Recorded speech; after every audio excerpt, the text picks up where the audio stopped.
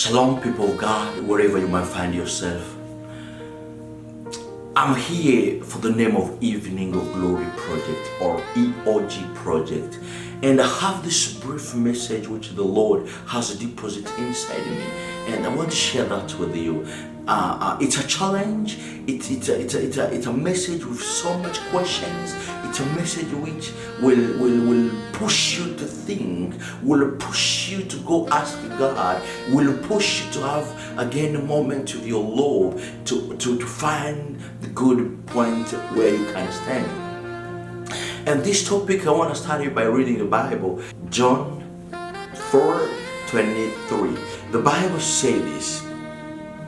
But a time is coming and has now come when the true worshippers will worship the Lord, will worship the Father in spirit and in truth. For the Father is seeking such as this to worship Him.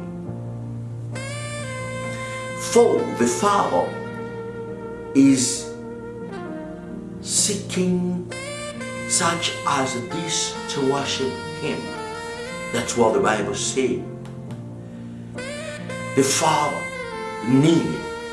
He's now looking for those who will worship Him in truth and spirit.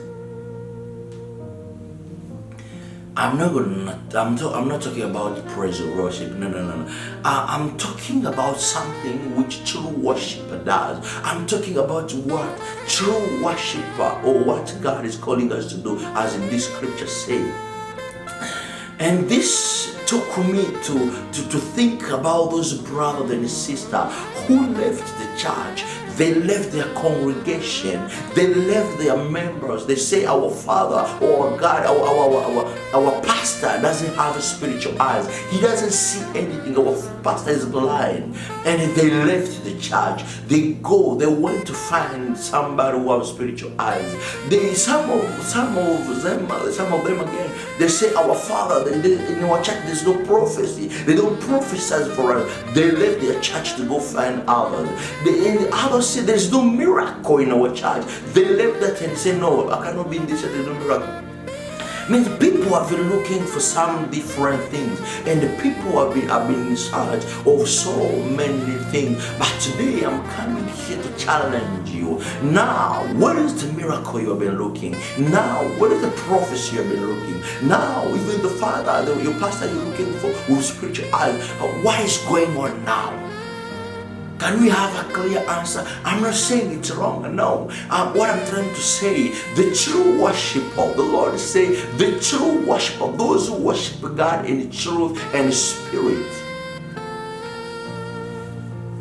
The true worshippers, that's what I'm concerned. If you are a true worshiper, you will worship God in truth and spirit. You don't need a third party. You don't need somebody in between. Because the time as such as this, all of us, we are home. The church building are locked down, and there's no permission to meet there. Now what are we doing? What are we going to do? What are you thinking? What are you thinking? You think to go find again the pastor? No, the church is you. Are the Bible says you are the temple of the Lord, and worship should come out of you. You are the one to give a sacrifice to the Lord. You are the altar where the sacrifice shall be burned, and the smoke and the perfume and that smell is going back to God. That's what God is saying. I give my body as a living sacrifice. That's what the Bible is saying. You are the temple of God. You are the church. You are the true worshiper. But now, when we think about that, you left your church, we left this. Do you see there's a problem? And do you understand that there's a problem there? But I thank God and I love Him because He sent me to remind you that you are the temple of God, and you are the one who have to worship God in truth and in spirit. Because when you come to worship, Nobody comes. I will take you to the story of Abraham. The Bible says when God asked him to offer Isaac, the Bible says he said, "Hey, come with me." He went to some servant of his. They went together. They went together. The Bible said they went. But when the beginning of the mountain, Abraham said, "You stay here. I and the boy we are going to worship." When you come to worship the Lord, nobody has to come with you. It's you and your God. It's you and your mighty. It's you and your Lord. It's you and the Father.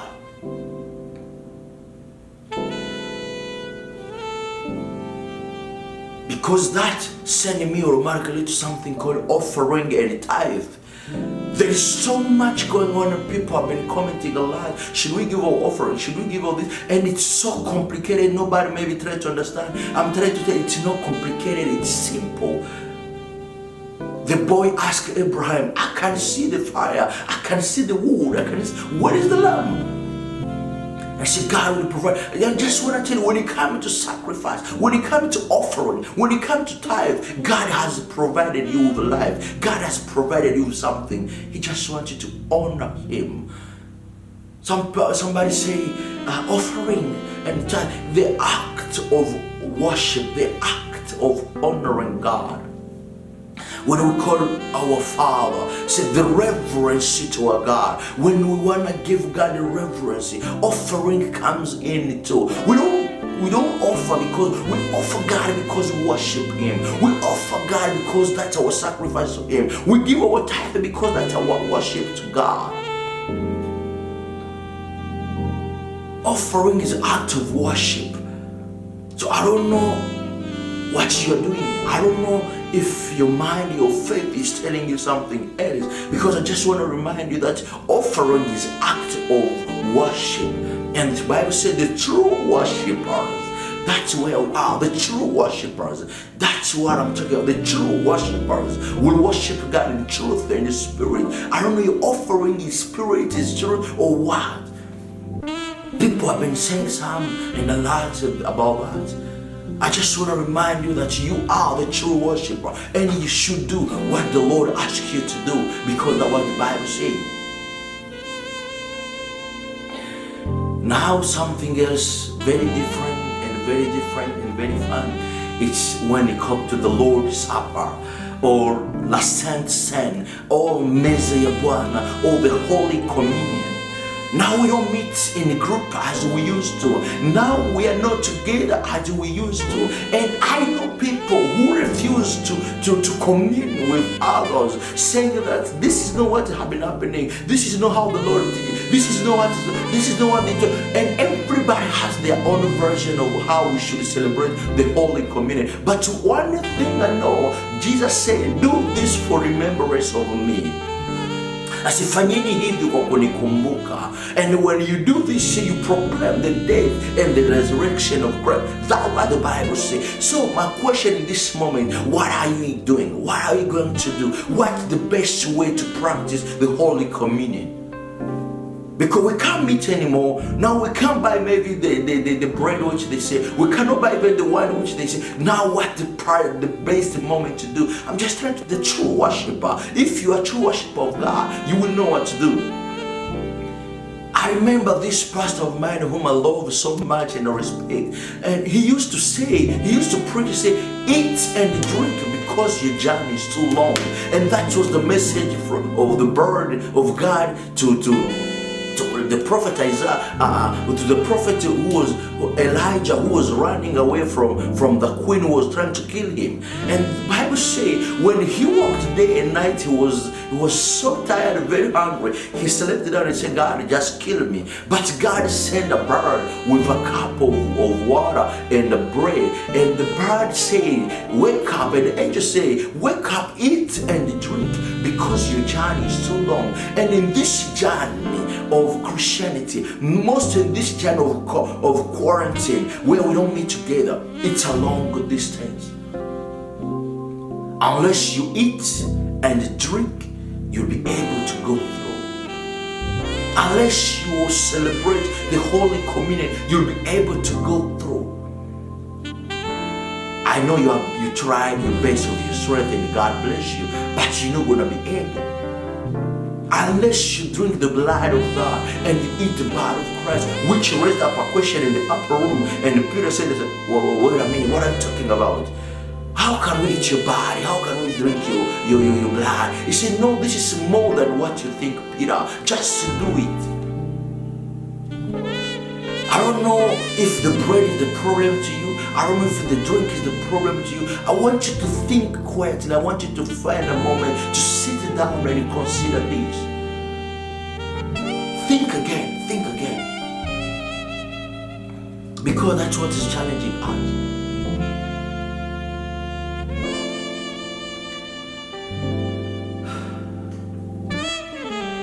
The challenge is great. Challenge is great. We don't want to meet in the church soon, maybe. In our own home, in our own rooms, in our own quarantine place.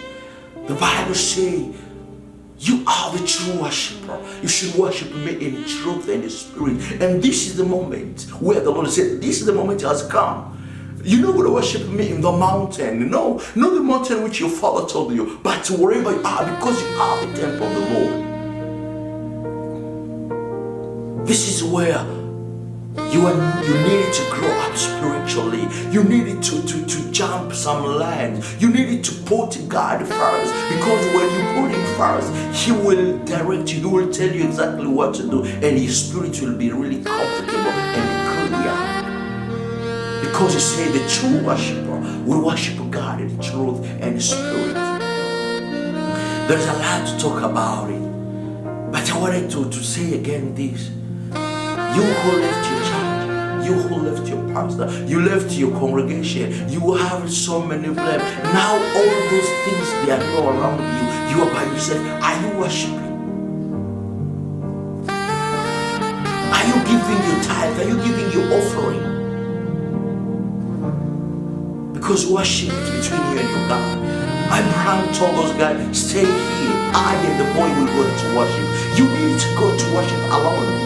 When it comes to worship, it's you and your God. When it comes to offering, it's you and your God. When it comes to tithe, it's you and your God. I don't want to go who will eat the money. That's not your business. God said, do what I'm asking you.